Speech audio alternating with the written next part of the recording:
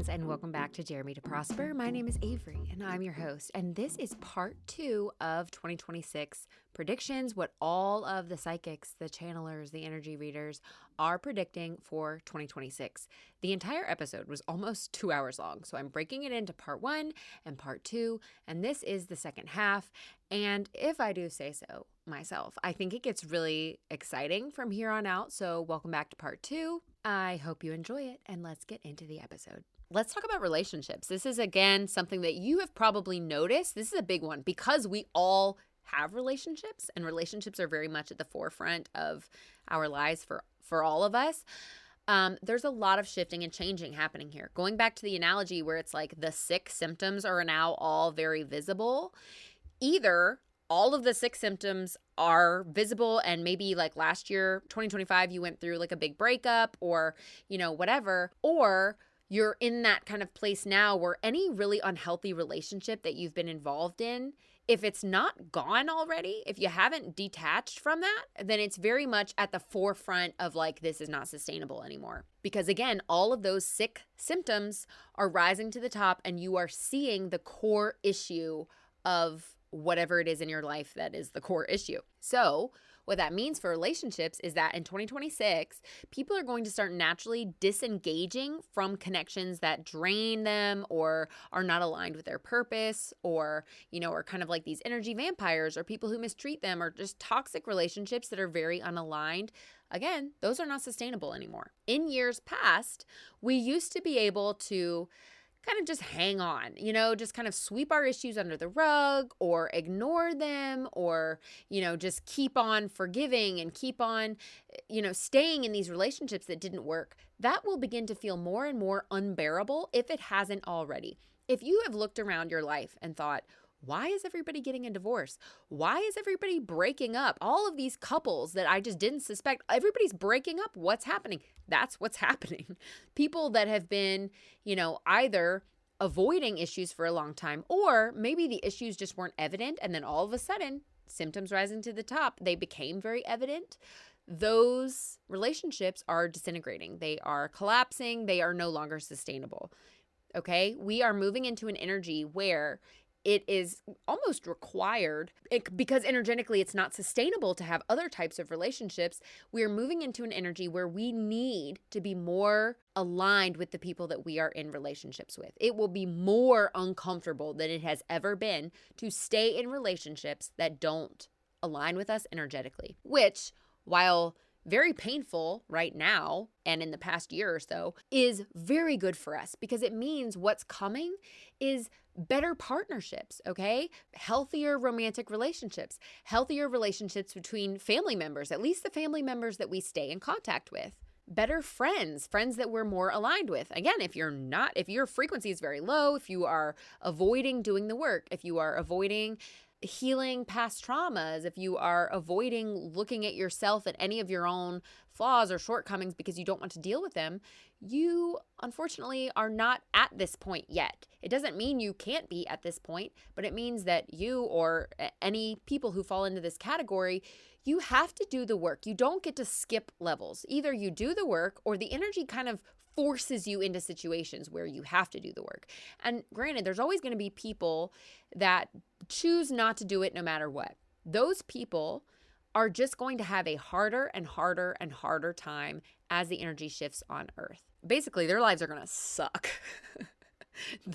The more you resist doing the work, the harder your life will get. The more you do the work, whether you were kind of forced into it or whether you chose to look at it and do it, the better your life will get. So, either you've been doing the work the whole time and, slowly but surely you start stepping upward, or your life hits a point where it's like, okay, it's going to kind of collapse because you avoided it for a long time. And then all of a sudden everything blows up and you have a tower moment and you're kind of forced to reassess your life and look at your old trauma and, do it that way, which is not a judgment on you. Okay. It's just one of two ways that these things tend to happen. But either way, once the work is done, life starts getting better. Okay, so more breakups, more separations, more shifts in friendships. Your emotional energy is going to become more selective, which means more boundaries. If you are not someone who has been able to easily set boundaries in the past, that's going to shift, and you're going to start seeing the need for boundaries. You're going to feel less socially obligated to be places you don't want to be. Like, you people pleasers who have always been in a state of feeling like you have to please others, you have to do things you don't want to do, you have to show up places you don't want to show up. That, again, is not going to be sustainable. People pleasers, especially, who have not been really great at setting boundaries in the past, are going to start having to set those boundaries in order to stay stable. Like, basically, not setting boundaries, again, is going to be even harder to sustain. And people are going to start prioritizing their own emotional peace and their own emotional autonomy over external approval, okay? Which, again, means that your relationships are going to feel more authentic and more supportive and more peaceful, and they're going to feel deeper and stronger because they are relationships that allow you to set boundaries, that allow you to value yourself and your own time. People that respect you and love you and treat you well while you also value yourself. Speaking of deeper and healthier relationships, we're also going to start craving more human connection, okay? I've talked about this before, a lot of times in terms of like kids and like Gen Alpha and where I believe they are headed. But something, again, that you'll hear a lot of psychics say and a lot of people talking about, we kind of have this weird juxtaposition happening with like, yes, technology is advancing. And at the same time, the way that we use technology and the way that we use social media and the internet is going to shift over, again, 10, 20, however many years. But what we're going to see in the immediate year upcoming is less dependence on social media. We are starting to lose our taste for doom scrolling and social media numbing and highlight reels and social media making us feel bad about ourselves or making us feel jealous or all of these things, especially this idea of like social media not really being real and people kind of hiding behind social media. We're going to feel really disillusioned. Is that the right word? We're not going to want to be manipulated by those things anymore. And so we're really going to start craving more in-person human connection, more getting together with friends in small groups, more one-on-one, situations, more like real human connection. And that's going to become like a long-term future thing as well. Like, I've talked about this before, but I've heard many, many, many psychics say this, and I've tuned into this as well, that these iPad babies, these iPad kids that have been raised on screens are going to grow up and really reject technology, right? Every generation has a pendulum swing. That's going to be their pendulum swing, okay? They're going to grow up and be like, we were raised on iPads. We don't like this. We lost out on all these different, opportunities and all of these different ways of connecting with people and nature and ourselves. We don't want to do that anymore. And there's going to be a big rejection of the way that we use the internet. It doesn't mean, again, technology is going to advance. The way that we engage with technology and the way that we use technology and media in our lives, that's what's going to change. We are going to, again, this is my psychic interpretation, what I have tuned into, and also what I have collected from psychics. And this one has really been over years. I've heard people say this, and I've tuned into it as well. And that is this movement away from the way that we use social media, which, again, I think is really encouraging. Now, I know a lot of people make money straight up on social media, and I'm not saying that overnight that's going to disappear. I don't think it will, but I think we're going to see a shift, again, a sustainable shift away from I make my money, on social media being pretty and sharing shopping links, and more into I offer some sort of valuable service to people that makes their lives better in some way. That's where we're going to see things transition. It's not going to be such a consumption. It's going to shift. Again, we're just going to see the beginnings of this in 2026, but it's going to shift into more of a, like, I offer this thing that makes people's lives better in some way, shape, or form, and I do that via the internet. And I do it via AI I do it somehow related to technology, but we're going to get away from this like doom scroll that takes up so much of our time and our attention and quite honestly, our happiness. You've seen all of these studies come out about young people, teenagers, and how their mental health is suffering so badly with just social media and all the scrolling and stuff. That's going to become, sadly, more pronounced, but it's also going to be really evident that it's got to change. Also, this is a good time to mention that all of these changes in the systems, all of these shifts in relationships, all of these ways that the world is asking us to step into a more personal sovereignty, these are not easy shifts. These are difficult shifts. They don't happen overnight. They happen slowly, but it's really hard sometimes to navigate these things by yourself. I meet with people monthly for this exact reason, where we sit and talk about like what's happening in your life. How are you navigating this?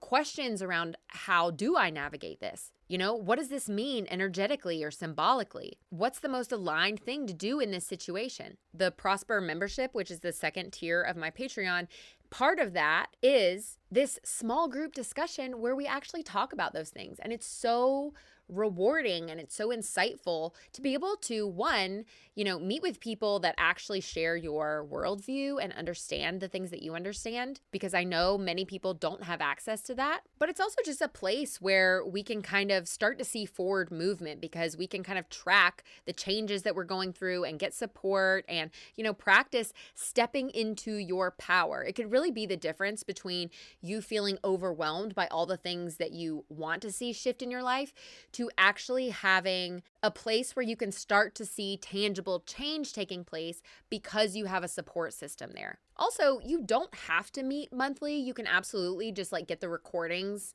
sent to you every month and still gain a lot of insight from that if meeting online with people is something that feels really intimidating, because I totally get that. But I want to mention that as just a place of support because I think it's so valuable. I get a lot of value from it.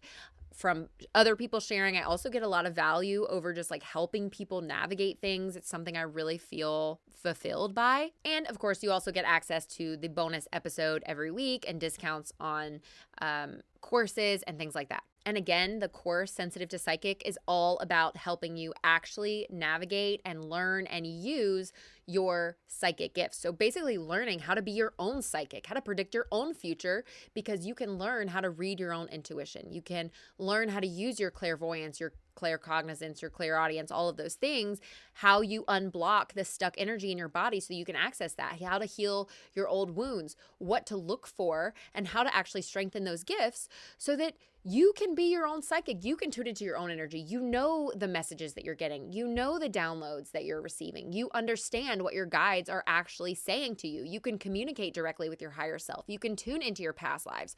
All of those things that help you gain more clarity around your life and help you understand where you're going, what you need to do, help you make decisions for your own life, because it's you. You don't have to put your trust in somebody else. You can do it for yourself, which is exactly what I did and now what I teach you to do through that course. So again, you get a discount on that if you're a member, or you can just check that out. The link is always in the show notes. Okay, let's talk about Earth and nature in 2026. I remember last year specifically talking about how there was going to be more solar flares, more flooding, just more natural disasters. And sadly, we did see a lot of that. We have seen a lot of catastrophic, awful, traumatic, destructive flooding. There's been volcanoes that have gone off, obviously wildfires. It has been a very scary year in terms of natural disasters, particularly natural disasters in places that don't usually see it. It's not like Florida and hurricanes where they know it's coming all the time and they're prepared and they know how to handle it. It's more like areas that had no idea that this could even happen, seeing catastrophic change. And so that is something we saw in 2025 to continue seeing in 2026, sadly. But energetically, part of the reason that that's happening is, again, I've discussed this, but the Earth poles, and this is just straight up scientific. This is not just me projecting. The poles, Earth's poles are shifting. I want to say 13 degrees or something. I don't know. Don't quote me on that. I have no idea. I just feel like somewhere that's buried deep in my memory. But the poles are shifting, and when that happens, we see a lot of changes in weather patterns and natural disasters and things on Earth. And so we're seeing that. We're going to see, again, more weather changes. So places that don't usually get very cold, getting super cold, and places that don't usually get super hot, super hot. This is also something that a lot of psychics have discussed for many, many years now, and it's happening year by year by year by year, but we're just seeing it really, really pick up. Again, a lot more solar flares,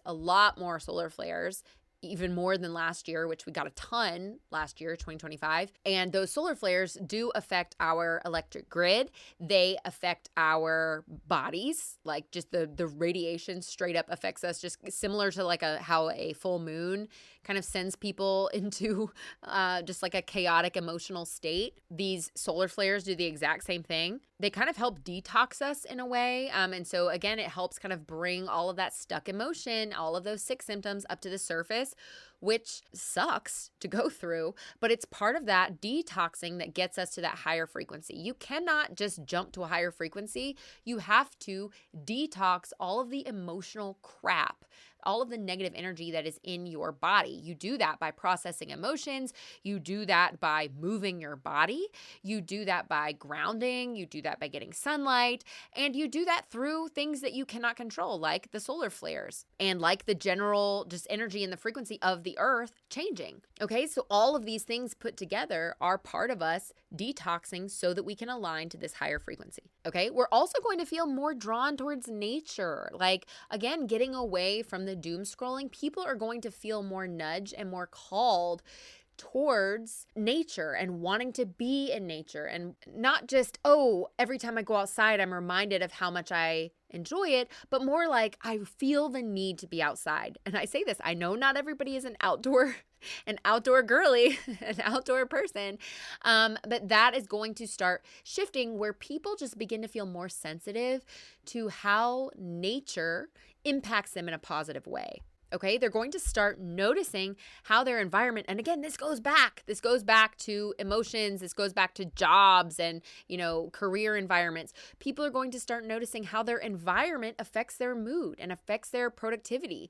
They're going to start wanting to put more focus on putting themselves in a healthier state, emotionally, relationally, and just environmentally. Okay, we're going to start noticing how dark rooms with little sunlight and, or just year-round freezing cold temperatures, how those things affect us in a way that's just not going to feel sustainable anymore, which also encapsulates people paying more attention to their health in terms of natural cycles. So people's sleep cycles, people getting more sunlight, people recognizing seasonal rhythms and how that is important, meaning like slowing down in the winter and picking up more in the spring and, thriving in the summer and feeling more, engaged socially in the summer and not feeling guilt for that.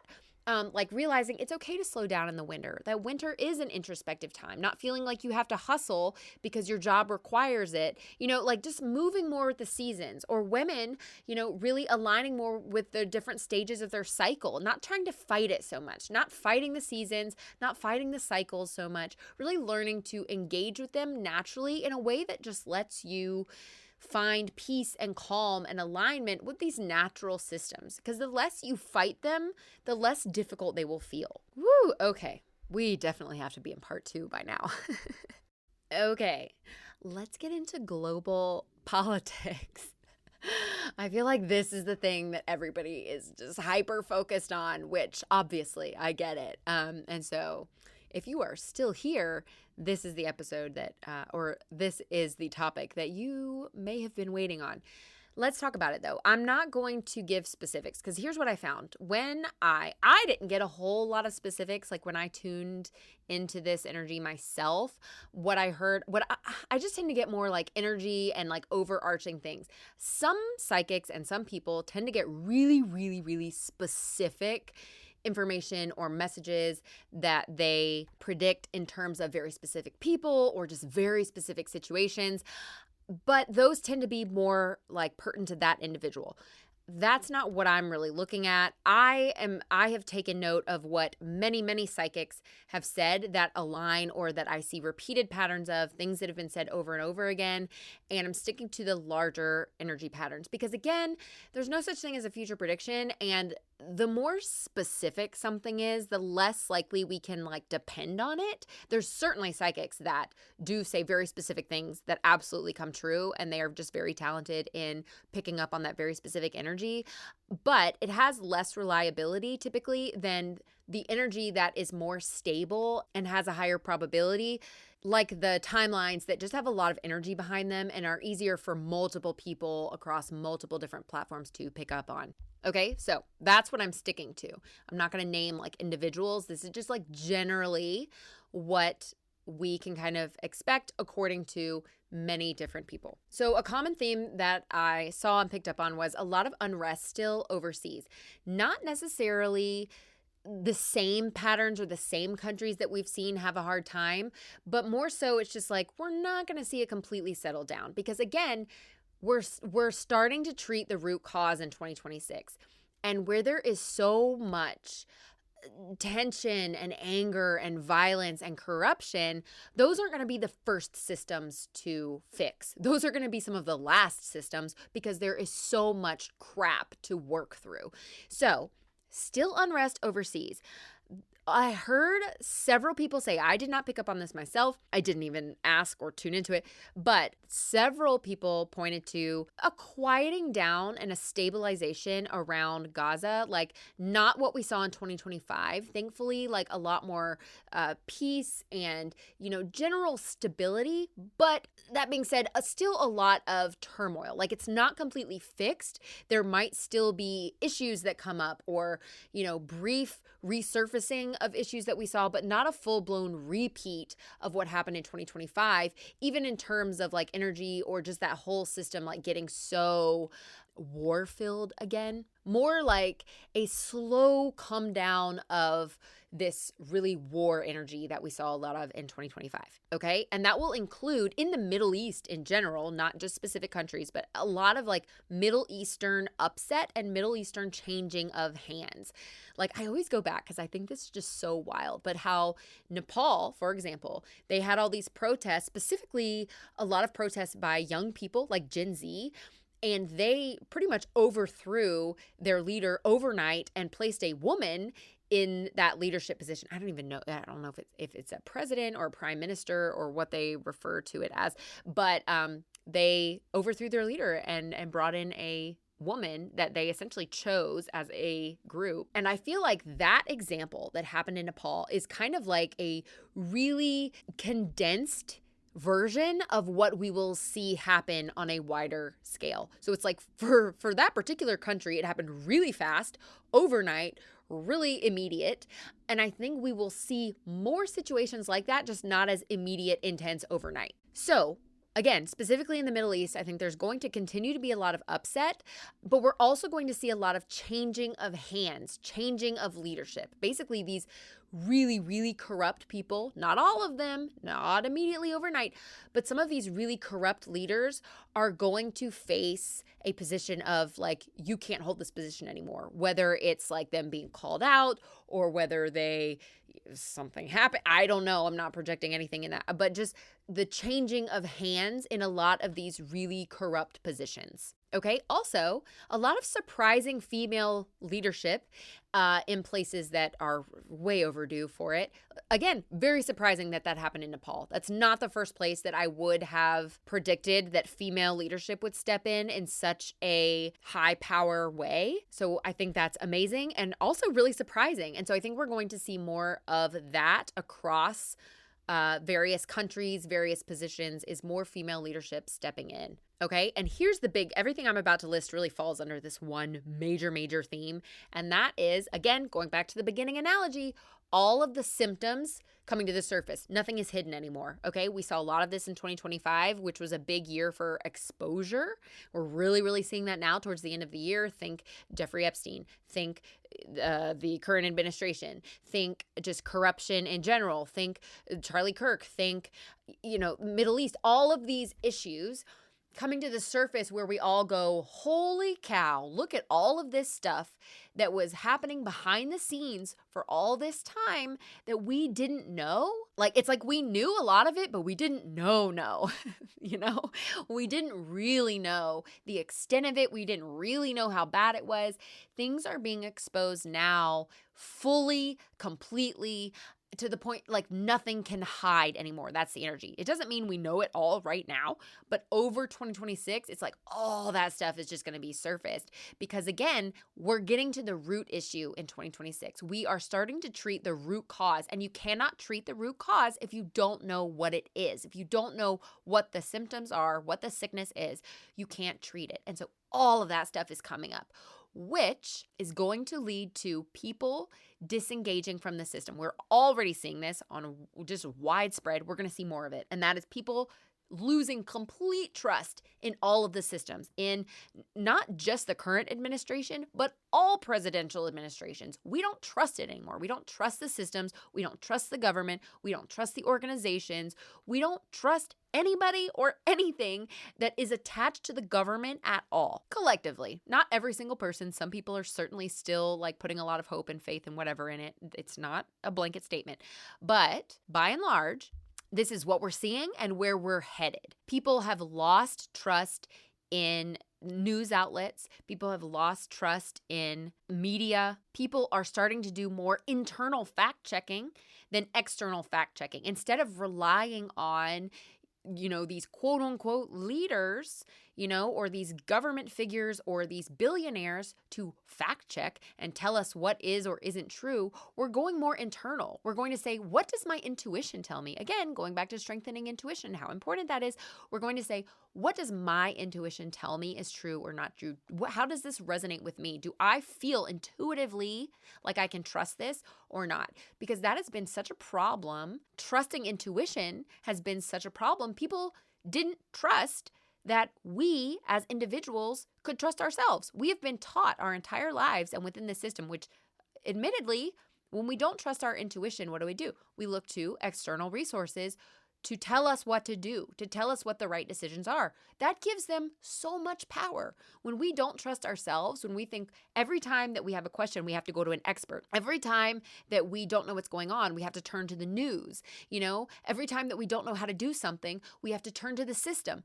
That is what is dismantling. That gives them so much power. When we don't trust ourselves, when we don't believe that our intuition holds truth, when we don't believe that we have the capability to know how to do something or what's right or what's wrong or what is generally true, when we don't believe that we have the power to do that, we look to external resources, and then those external resources, those external systems and people get all the control. And that's exactly what has happened. And that's exactly what is being undone now.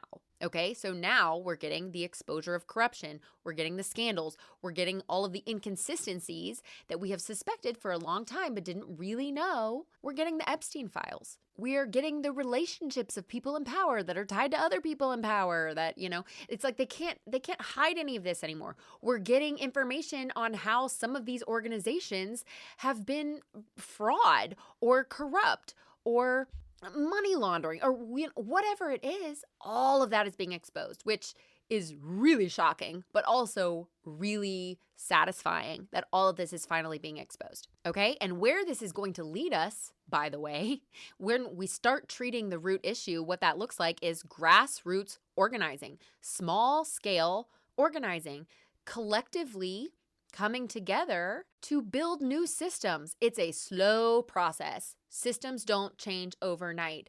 But now we see these are all the sicknesses that we have had this whole time. We cannot engage with those anymore. We are withdrawing from the matrix. We are withdrawing from the systems. We are no longer engaging with this corrupt system that you guys have set up.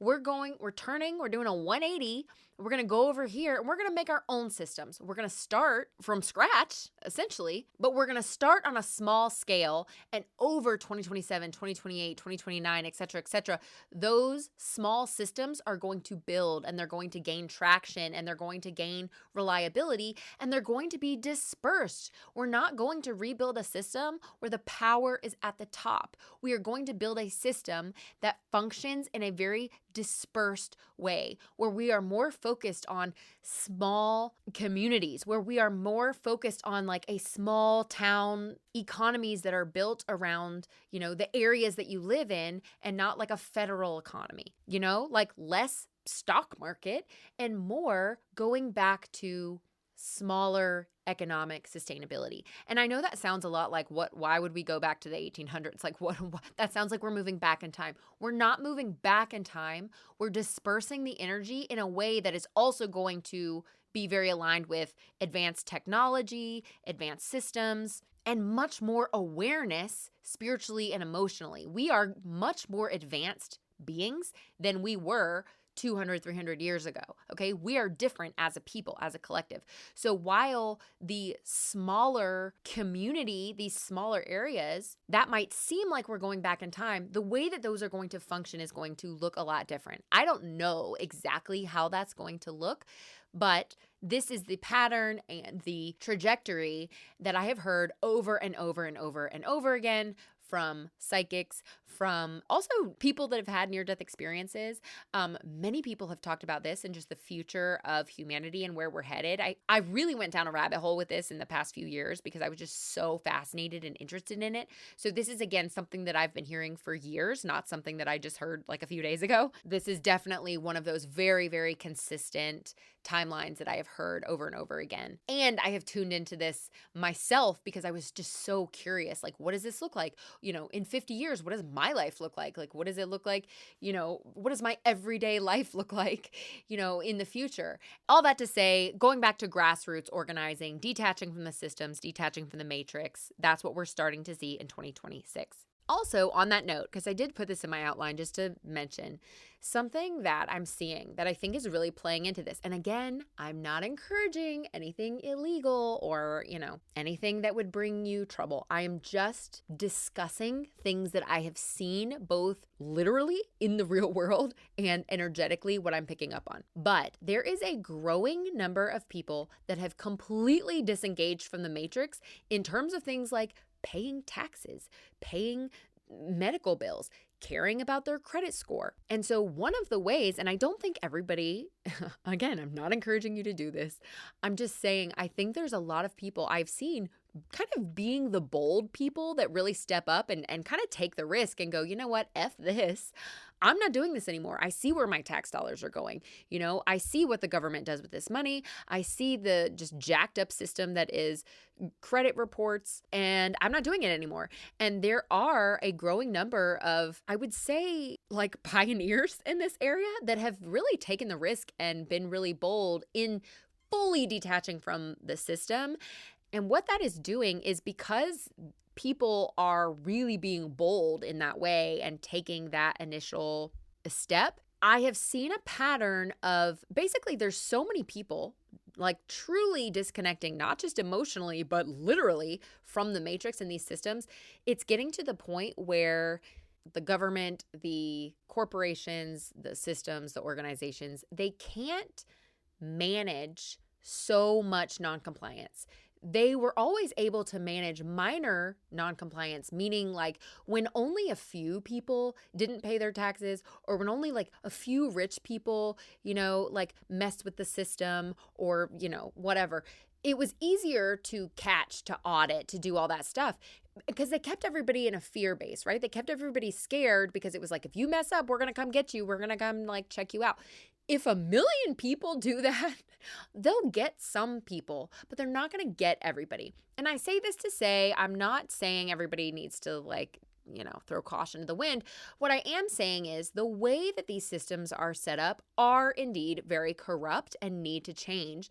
And I I'm encouraged to see that there are people who are kind of taking a stand. I wouldn't suggest everybody do that, and you can certainly get into a lot of legal trouble doing that. However, my point here is that this is how systems start to change, right? If you look back over history and you think, when did things really change? It never changed because people were obeying the law. It changed because people protested. It changed because people rioted. It changed because, something happened where the system itself went, okay, we can't sustain this. We can't control you guys. So something's going to give and something's going to change. It was basically a point where people in some way, shape, or form demanded change, right? All of these human rights movements, all of these things where, women protested for their rights, or, segregation, people protested by not being obedient to those systems anymore. This is how things change. And while it's not great that sometimes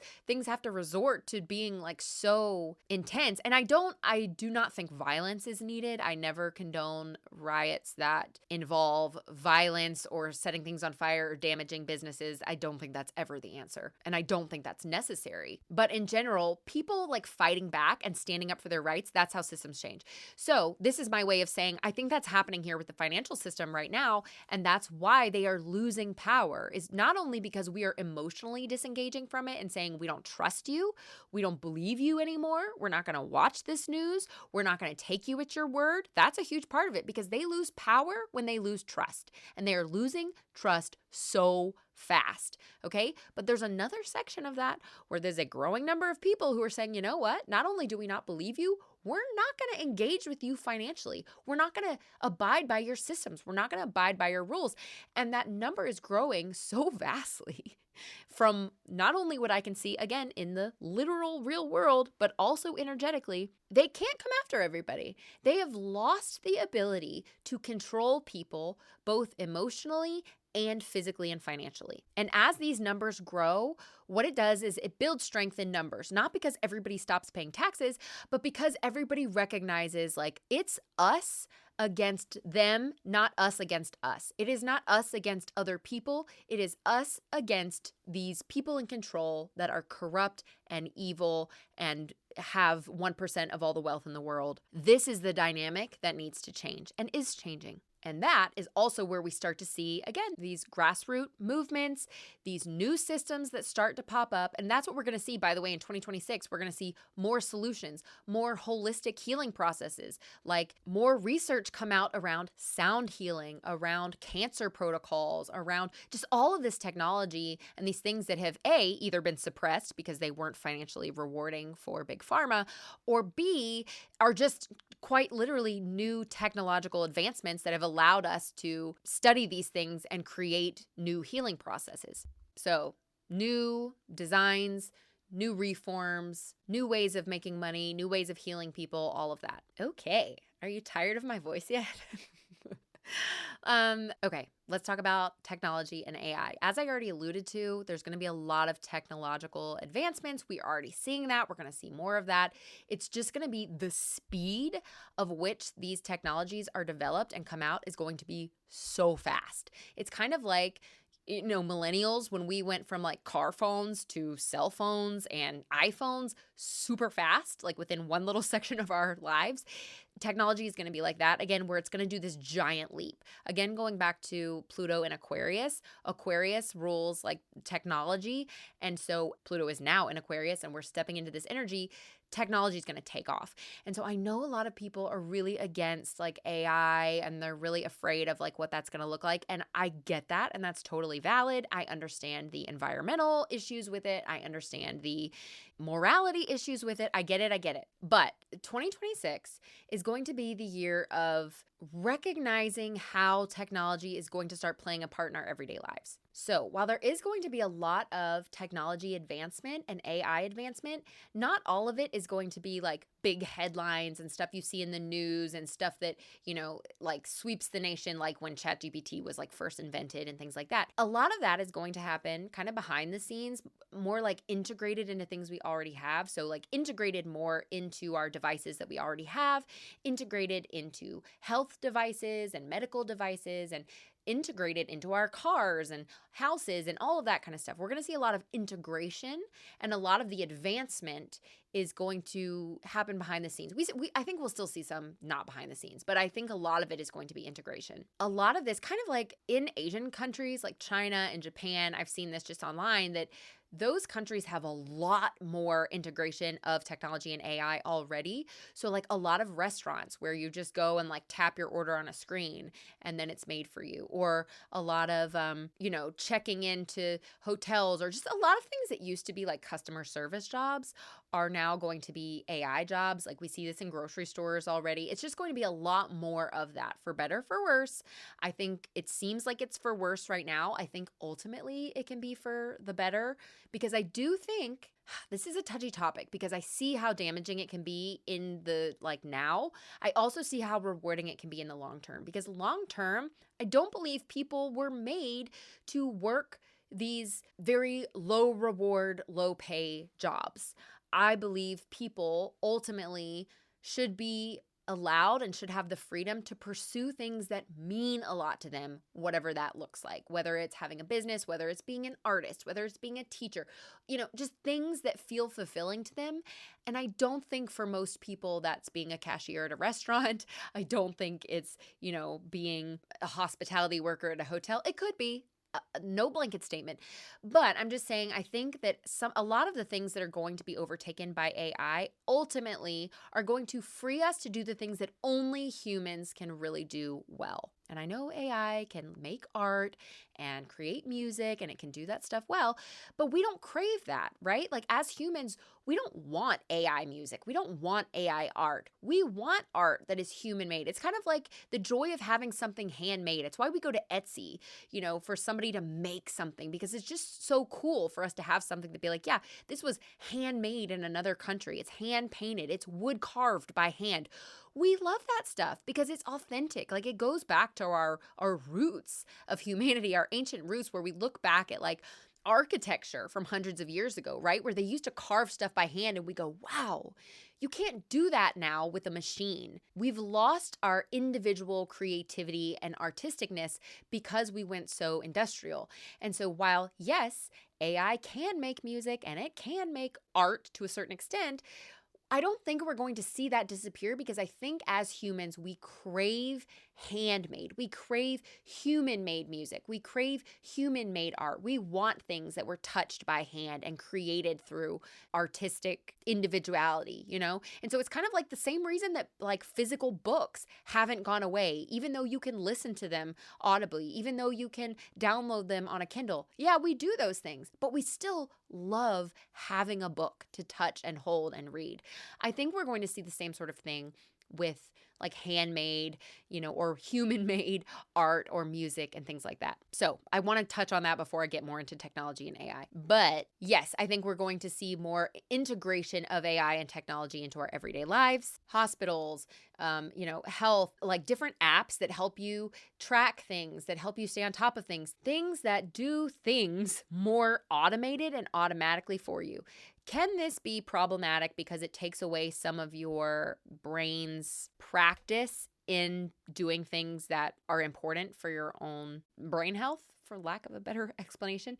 Yeah, it can be problematic. But what I want people to understand is that right now we are in a phase of figuring technology out. It's kind of like when they first came out with cell phones, there was a lot of kinks to work out, right? It was prepaid minutes, and it was like having to hit buttons multiple times to get to one letter. It was slow, it was clunky, right? We hadn't optimized it yet. It's the same thing with AI and technology right now. We haven't fully optimized it yet. Is it horrible for the environment right now?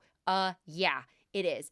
However, I don't believe it is going to stay that way long term. I think we are going to see change and optimization with AI, where we will figure out, it's kind of like computers used to take up an entire room.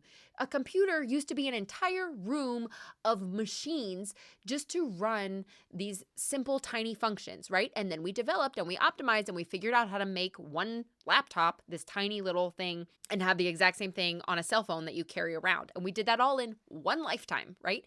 we're going to see the same thing. AI is going to become more optimized. Technology is going to become more optimized where it's not going to be such an environmental problem. We're working out the kinks. We are working out how this works and how to make it better and how to make it more efficient and how to make it work for us. Are there going to be problems? Yes. Is it going to be perfect? No. We are going to do what humans always do. We develop as we go. We develop through trial and error. We develop something, we see the issues, we make it better. We develop something, we see the issues, we make it better. Okay? And, sometimes things get corrupt and things get out of hand. Yep, that is true. But in terms of how AI will develop, I don't think we're going to stay stuck at this one point where it's like just us and ChatGPT and how bad it is for the environment, okay? I think we will continue to develop in technology, which means we're going to get better at using it. We're going to become more familiarized with it. And so I think 2026 is going to be the year of integration. I have also seen many other psychics, channelers, remote viewers discuss similar things. Just a lot of this idea of like, AI is not going anywhere. It's not going anywhere, just like cell phones didn't go anywhere when they first came out. Now that we have the technology, it's not going anywhere. Yes, do we need to use it responsibly? Absolutely. But it's going to continue to become more optimized and more built into our lives rather than just like a giant robot that gets stronger and stronger and stronger until it takes over the world. Okay, that being said, I do think we're going to see a split. I think there's some people that really don't like AI, and I think that's totally fair and totally valid. So I think there will be some people that really lean heavily into AI and using the technology and using the automation.